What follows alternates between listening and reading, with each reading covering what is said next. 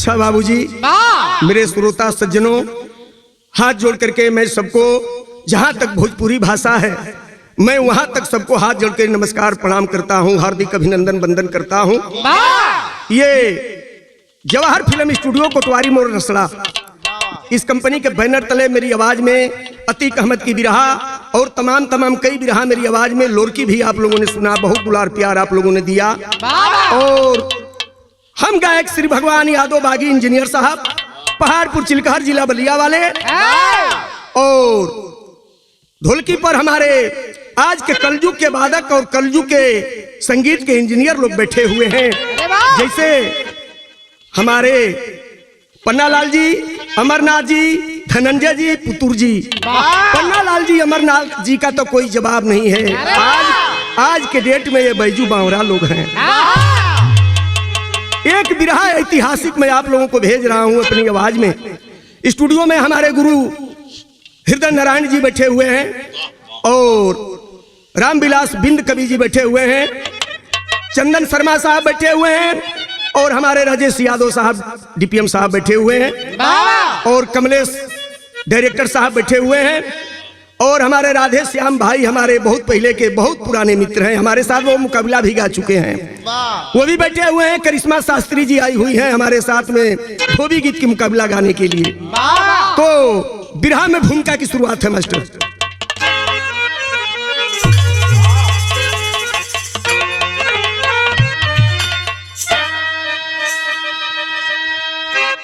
सदा जिंदगी बेवफा बनकर रहती, मगर मौत सबको गले से लगाती। प्रेमी पुजारी फकीरों का द्रव्य जो जीवन दिया पर किए हैं भलाई। मौत के पुजारी का नाम तो शहीद हुआ, धरती गगन रब किरण मुस्कुराई। अरे इतिहास ने भी दिया एक पन्ना, कभी भोला वफादार का भूमिका जो निभाई।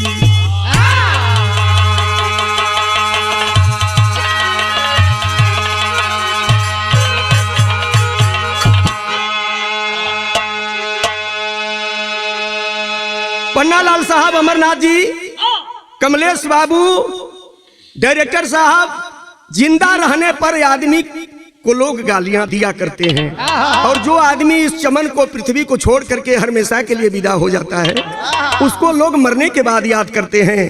बिरहा की शुरुआत में एक लाइन कव्वाली गजल का अंदाज मिलल। ये कव्वाली हमारे बड़े भैया भी हैं और गुरु भी हैं, एमएलसी काशीनाथ जी गाते हैं, बहुत पहले गाते थे अपनी आवाज में। हृदय नारायण गुरु जी बालाजी भी गाते थे। कैसे?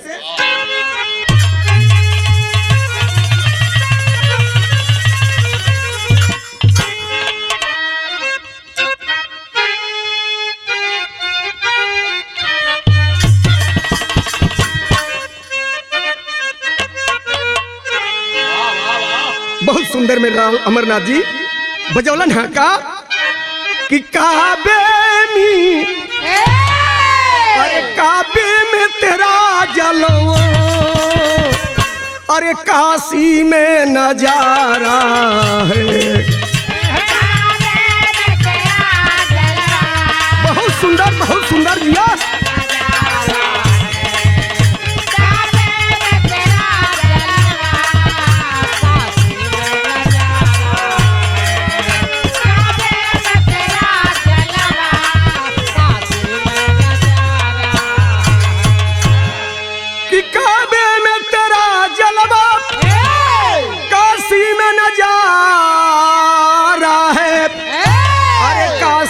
नजारा है यह भी हमें प्यारा है, अरे वो भी हमें प्यारा है। जय हो मुरली वाले दिया वाली माई।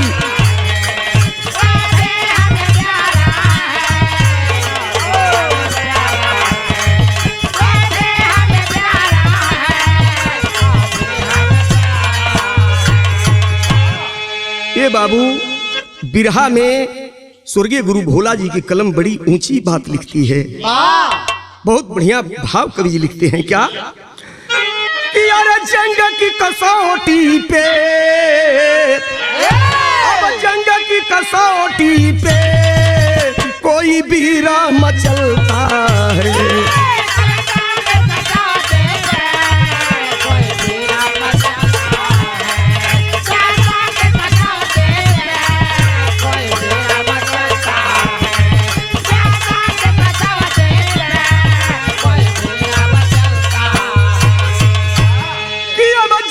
कसौटी पे अरे कोई वीर मचलता है, बहादुर कोई वीर मचलता है। इतिहास उसे लेकर, इतिहास उसे लेकर तेगा से कतरता है। बहुत अच्छा दोस्त बाबा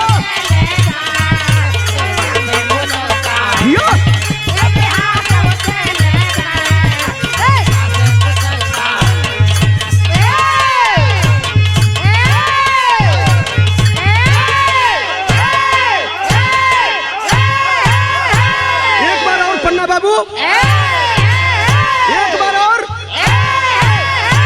अरे जियत रहा जियत रहा जियत रहा कलयुग के भगवान। ये बाबू कवि जी लिखलन है कि जंग की कसौटी पे कोई वीर तैरता है या मचलता है, इतिहास उसे लेकर तेगा से कतरता है। बाबू मरने के बाद दुनिया याद करती है हो। शहर में बड़ी बढ़िया भाव कवि जी लिखलन का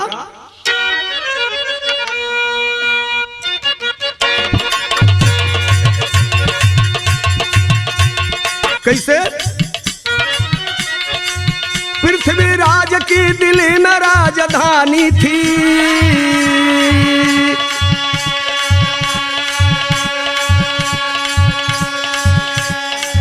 बड़े वीरों की हस्ती जिनसे हार मानी थी।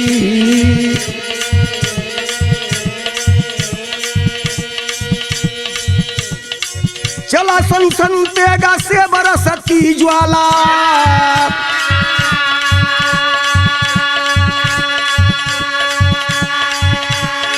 मगर मिला न कोई उसको रोकने वाला।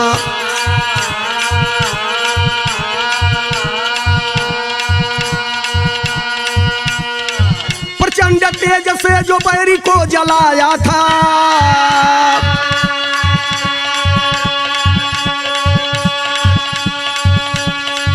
दूसरे मर्तबे महोबा को हराया था।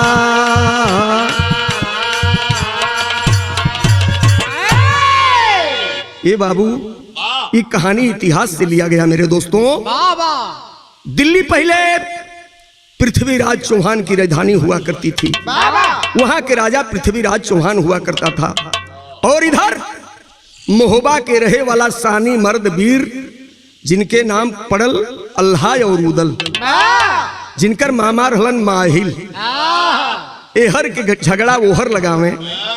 ए भैया ये धरती पर 5 गो मामा रहलन, अब 5 मामा एक नंबर के कुरफात रहलन अमर बाबू।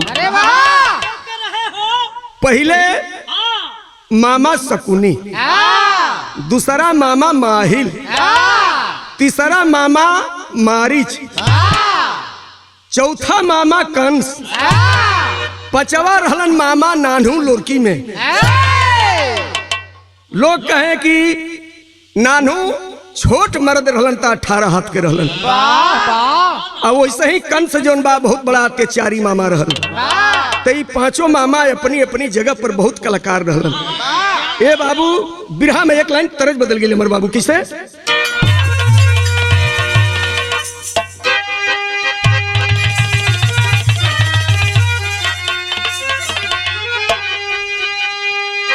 जब बेचन भैया के हमार सागन में बिरहा भई रहल 1992 में, ये गीत के बड़ी लहा के गोल रहल का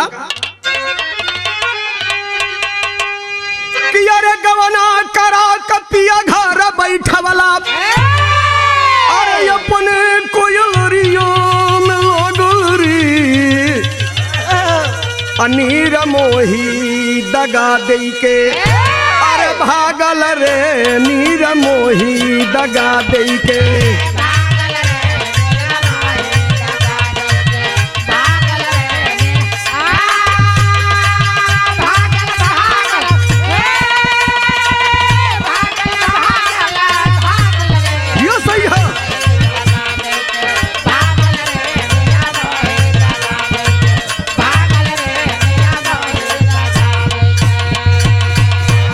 विरह में कवि जी बड़ी ऊंची बात लिखत हो उनका कि अब दुश्मन का छोटा समझना न यारो, अरे दी है जहर बिनु मांगल री,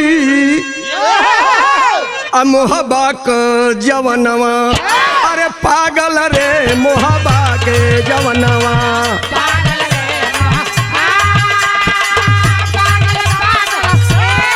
जिया सही है जिया।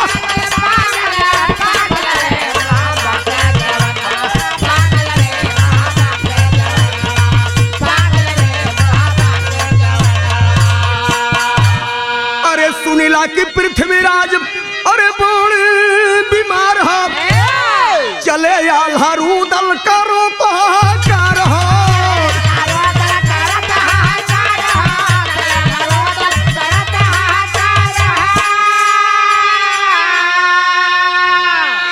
घोड़ा सवार पिलवान पैदल लड़ी तो, अरे सीमा पर डंका बाजल रे मोहबा का जवनवा, पागल रे मोहबा का जवनवा। से हुआ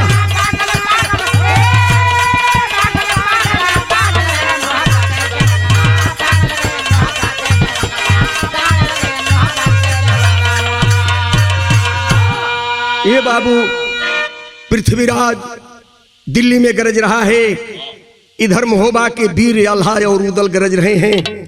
मामा माहिल दोनों तरफ की पार्टियों में जाकर के झगड़ा लगा दिया। उधर पृथ्वीराज कहता है कि अल्लाह उदल कोई बहुत बड़ा तोब नहीं है, पृथ्वीराज आपके सामने वो एक मच्छर के बराबर है ए भैया। और इधर अल्लाह उदल को कहता है मामा माहिल की बहने सेना साज करके दिल्ली के लिए तैयारी करके चल पड़ो, क्योंकि पृथ्वीराज में अब उतना बड़ा दम नहीं रह गया है। एक तरफ से आल्हा उदल की फौज, दोनों तरफ की फौज जो है लड़ाई करने के लिए, लड़ाई के मैदान के लिए अपनी अपनी तैयारियां कर लेती है और हाथी घोड़ा पर सवार होकर के चल देते हैं दोनों तरफ के जवान। बिरहा में तर्ज बदल गई मास्टर कैसे?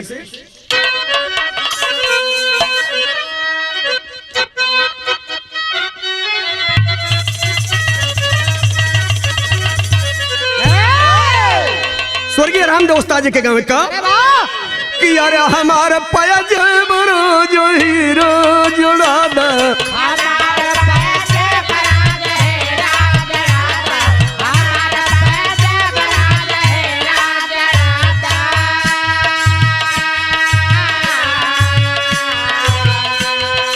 झूलनी पर उड़नी जहाजिया बनोदा, हमारा पयज बरा जा हीरो जुड़ा दा।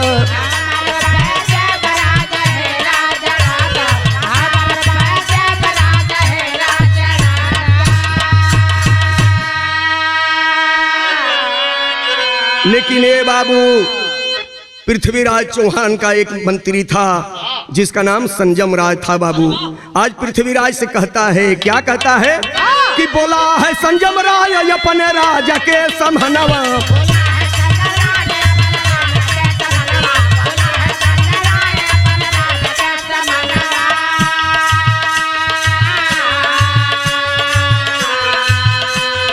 सीमा पर चढ़ी गई ले आज दुश्मनवा, बोला है संजम राज अपने राजा के समहनवा।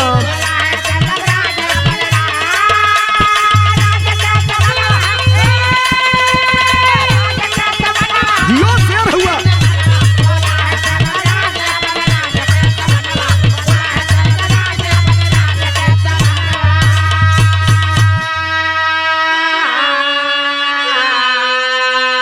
लेकिन ये बाबू इधर रूपना बारी रहल अल्लाह उदल के सेना में।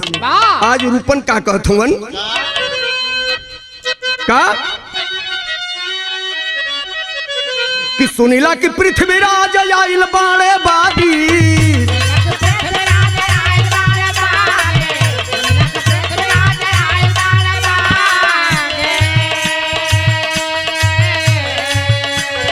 सहना सके अपनी बर्बादी,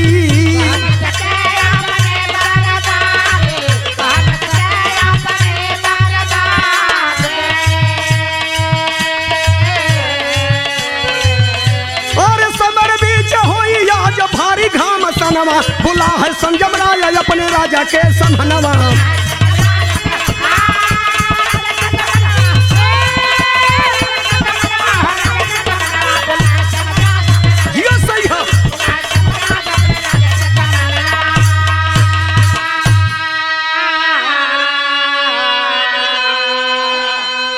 संजम राय जो है मंत्री कहता है पृथ्वीराज से कि राजा साहब, अरे महोबा के वीर अल्लाह उदल सेना साज के चल दिले हुन। आज रूपन बारी जो है घोड़ा पर सवार हो करके और परिक्रमा कर करके चला गया।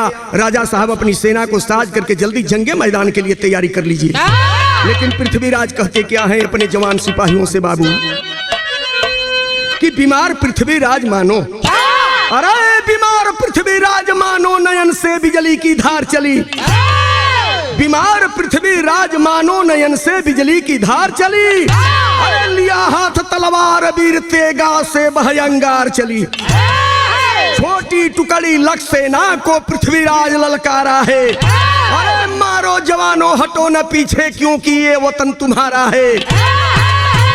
इनकलाब, इनकलाब, भारत माता की, भारत माता की जय जयकार लगाते हुए पृथ्वीराज अपने वीर सिपाहियों से कहते हैं कि बेटा आज की लड़ाई की जंग आप लोगों के हाथ में है, क्योंकि मेरी तबीयत खराब चल रही है। संजम राय कहते हैं कि राजा तो राजा होता है, राजा तो गुरु और पिता के समान होते हैं। राजा जी आप कुशल से केवल घोड़ा पर चढ़ करके आप लड़ाई के जो है कि सारा वातावरण को देखते रहिए, लड़ाई का जो है आप आनंद लीजिए। हम लड़ाई जा करके अकेले लड़ने के लिए अपने सिपाहियों को लेकर चल देते हैं। दोनों तरफ की सेना चल देती है। बिरहा में मिर्जापुरी चौलरिया का भाव लगा मास्टर।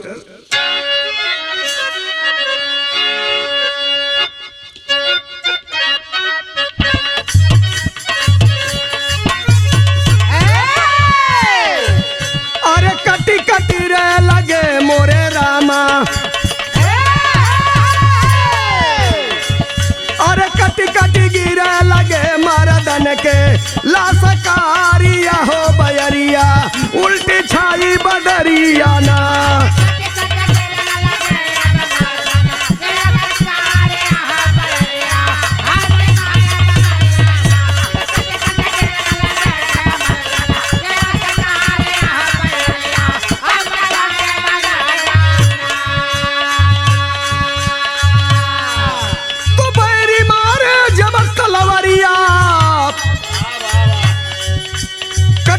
संजम की डाई टंगरिया, आयल पृथ्वीराज पर भाला। संजम रोका बन के ढाला, लागल तीर अचानक राजा के पजारिया हो बयरिया, उल्टी छाई बदरिया ना।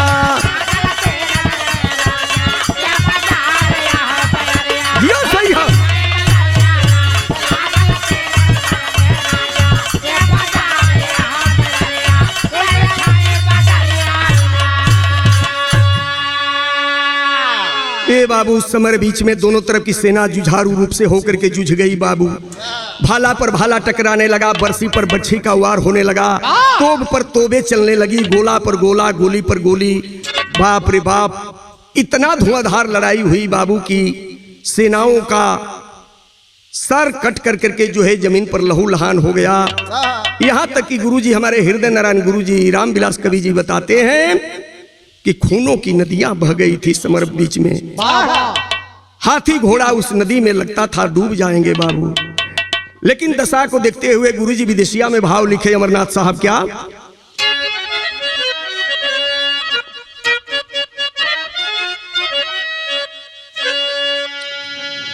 कि ये बाबू देखे संजम राया जबकि अपनी राजा की समहनावो, असुवन से भरी गईली बीरा की नजरिया,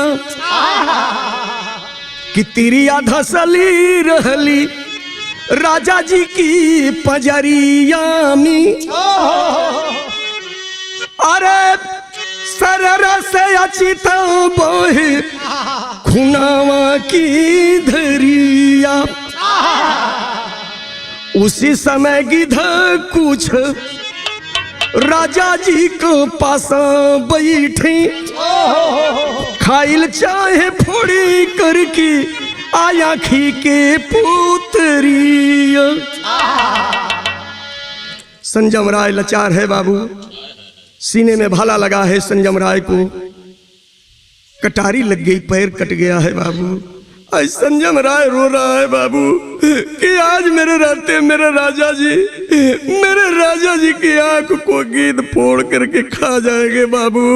विराज सुनने वाले प्रेमियों, उस समय संजय रो रो करके यही बात कहता है कि आज हमारे राजा जी का प्राण हो जाएगा, आज मेरे राजा जी इस दुनिया में नहीं रहेंगे बाबू।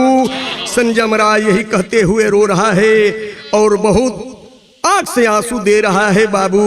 दशा को देखते हुए कवि जी विरहा में एक लाइन गीत लिखे मास्टर, क्या?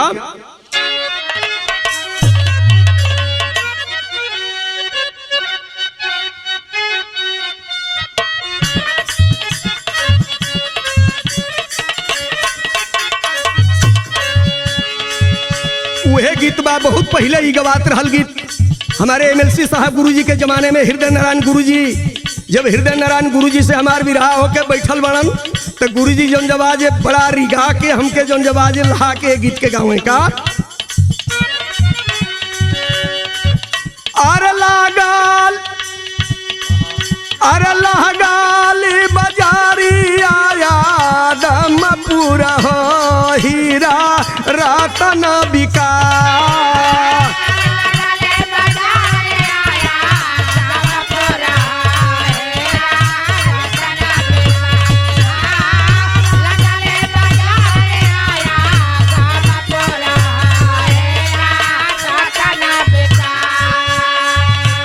लेकिन जब थोड़ा सा समय बदलल बाबू तो एक गीत के शुरुआत एमएलसी गुरु काशीनाथ जी बालाजी कैलन का।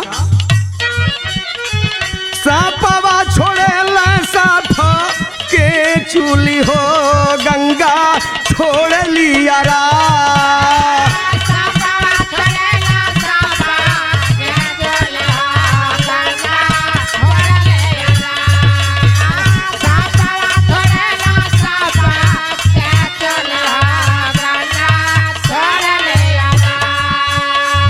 बाबूजी, मेरे विरहा सुनने वाले साथियों, आजकल तो तरह तरह की धुन गवा रही है जो पर्दा से बाहर है।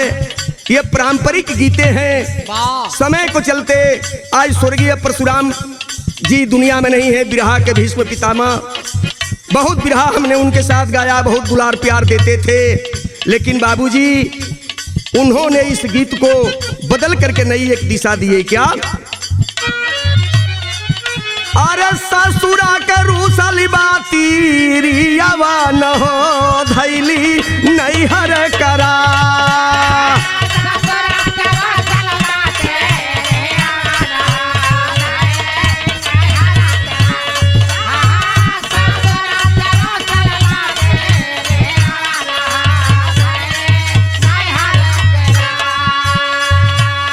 लेकिन आज संजम राय कह रहा है बाबूजी, आंख से आंसू दे रहा है, रो रहा है पन्ना बाबू। कहता क्या है? कैसे मनाई अपन मानवा न हो सुना राजा जी हमार।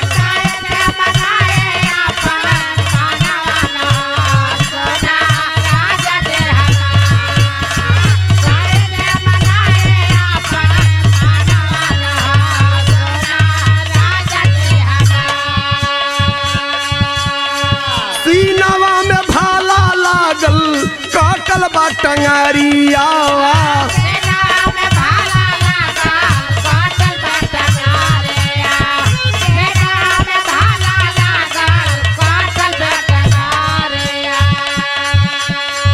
कैसे उड़ाई गिहा बैठला पजारिया।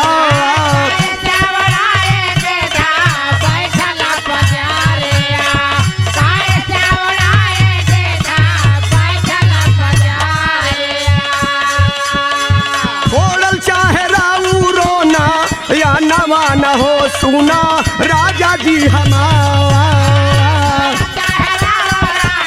यो बहादुर, यो शेर हुआ।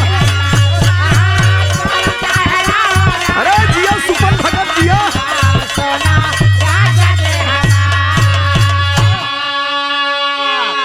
संजम राय रो रहा है, रोते हुए यही कह रहा है कि वाह, आज मैं एक लाचार हूं।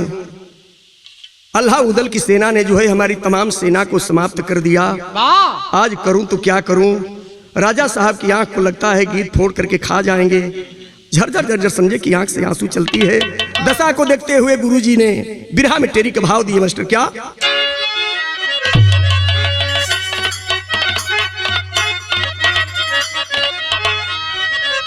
अरे राम स्वामी सेवक की गीतिया बनी, वो फाकर दिखा दिया संजम जैसा पीरितिया।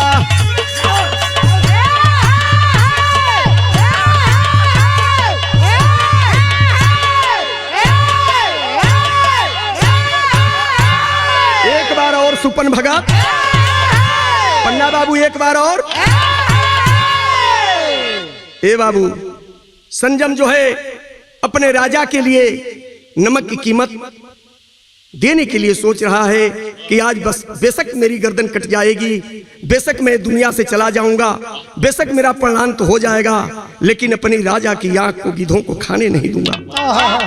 आज संजय कह रहा है, संजय को बार बार आंख के सामने एक सपना के रूप में आ रहा है, जा रहा है। बारे मुरली वाले क्या दिखाते हैं बाबू। संजय क्या सोचता है, मानव का जन्म पाकर मानो, अरे मानव का जन्म पाकर मानो, पशुओं की मौत जो सोता है। जीवन में मनाया रंग रैली, मौत को लखकर रोता है। आत्मा बोली पागल संजय, तू व्यर्थ समय क्यों खोता है। अरे माता पिता भगवान तुल्य स्वामी का दर्जा होता है। अरे संजय, तुम एक बहादुर सिपाही हो, एक बहादुर मंत्री हो, राजा पृथ्वी का सलाहकार हो। संजय बाबा, क्यों अपने आप को अकेला समझते हो। अरे जिसका कोई नहीं होता उसके मुरली वाले होते हैं। आज मुरली वाले की देन है ए बाबू, राधा वल्लभ जी की देन है, प्रेमानंद जी की देन है कि आज कमलेश बाबू ने मुझे बुलाए और अपने गुरु हृदय नारायण जी रामविलास कवि जी के साथ सुपन भगत और हारमोनियम के बेताज बादशाह अमरनाथ जी पूरी टीम के साथ आज हम पहुंचे हुए हैं। ये बाबू बिरहा में पपट का भाव लगा मास्टर। क्या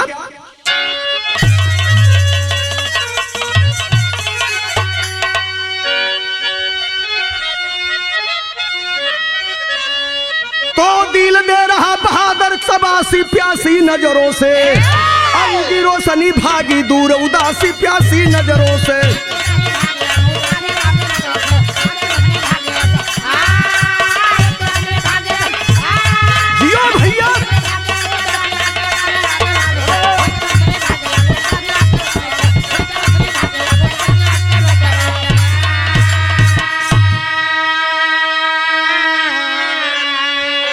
अरे कटा पैर मजबूर रहा, ना हर जड़ा नहीं मत हारा हो। इधर उधर करवटे बदल, ये कटारी गई पाई हो। विशाल दिल है नाहर का, हुलासी प्यासी नजरों से। हमारा कटारी जंग में सन्यासी प्यासी नजरों से।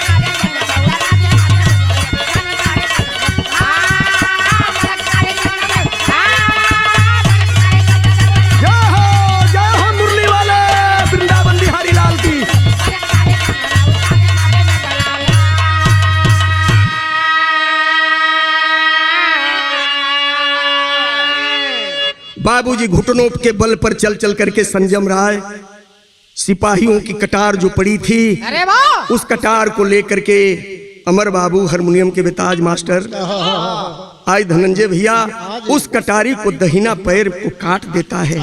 कटारी से दहिना पैर को काट देता है, 3-4 टुकड़ा में काट देता है और हाथ से उठा करके इतनी तेज फेंकता है मांस का टुकड़ा जांघ का कि गिद्धों के पास जा करके गिर गया। गिद्ध उस मांस को खाना शुरू कर दिए। राजा की आंख की पुतरी छोड़ करके गिद्ध अब इधर मांस के टुकड़ा पर जो है मुड़ गए। बाबू बिरहा में अल्लाह का भाव लगा मास्टर। क्या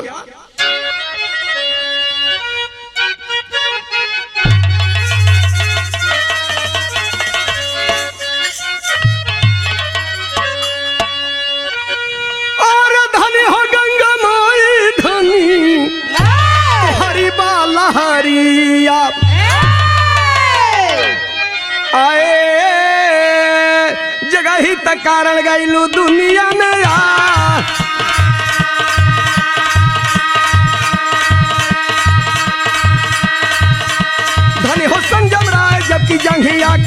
बचावा। अरे स्वामी कारण ले ले बा कटरिया चला।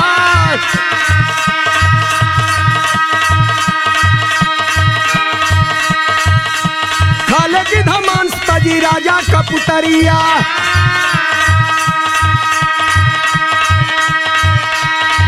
बाबू खूनावा में धरती गईल बरंगा।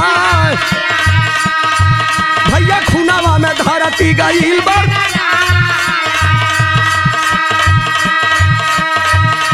धीरे धीरे काट डाला सगारी बादनिया।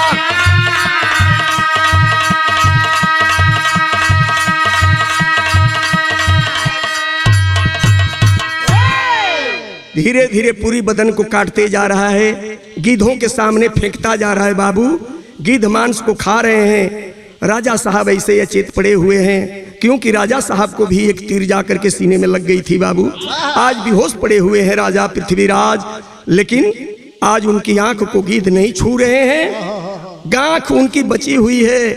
आज मांस के लुथड़ा जो संजय फेंक रहा है उसी को गिद्ध खा रहा है। बाबू इस दशा को देखते हुए धीरे धीरे पृथ्वीराज के 2-4 सिपाही वहां इकट्ठे आ जाते हैं। संजम राय को शरीर में इतना पीड़ा वेदना होती है बाबूजी कि एक बार अलविदा करके कहता क्या है मास्टर?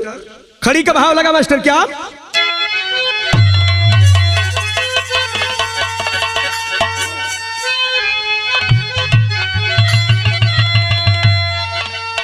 संजम राय अलविदा कह करके भगवान मुरली वाले को याद कर करके दुनिया को छोड़ जाता है। बाबू संजम राय को प्रणाम तो हो जाता है।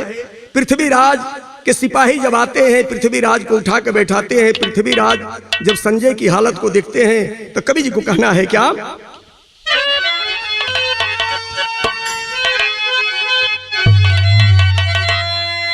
धन्य तोहरे बाई मनवाम, अरे जीवन के साथिया, हम के हो गईला सपनवा पुकारे अखिया।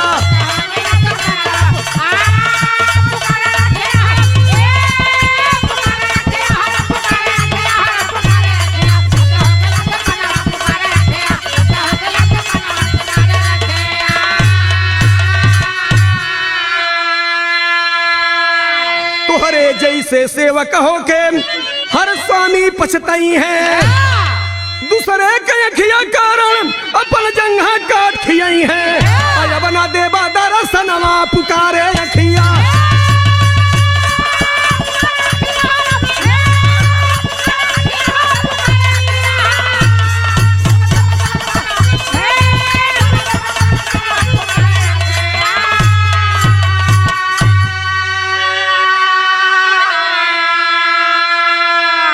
पृथ्वीराज कह रहे हैं कि संजय को उठा करके हॉस्पिटलाइज कराओ, संजय को हॉस्पिटल ले चलो। हॉस्पिटल तो ले जाया गया बाबू, हॉस्पिटलाइज कराया गया, लेकिन संजय तो दुनिया को छोड़कर जा चुका था। बाबू पृथ्वीराज कह रहे हैं कि धन्य है संजय, तुम्हारे जैसा सेवक, तुम्हारे जैसा भक्त, तुम्हारे जैसे बेटा भगवान हर पिता को दे, हर माता को दे, हर राजा को दे।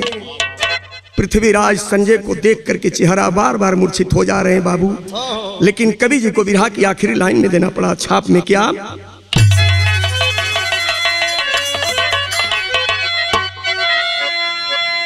कुसुम पराग स्वामी गुरजद्दू देवू भोला की फुलवारी, राम विलास गुरु हृदय नारायण काशी की है तैयारी।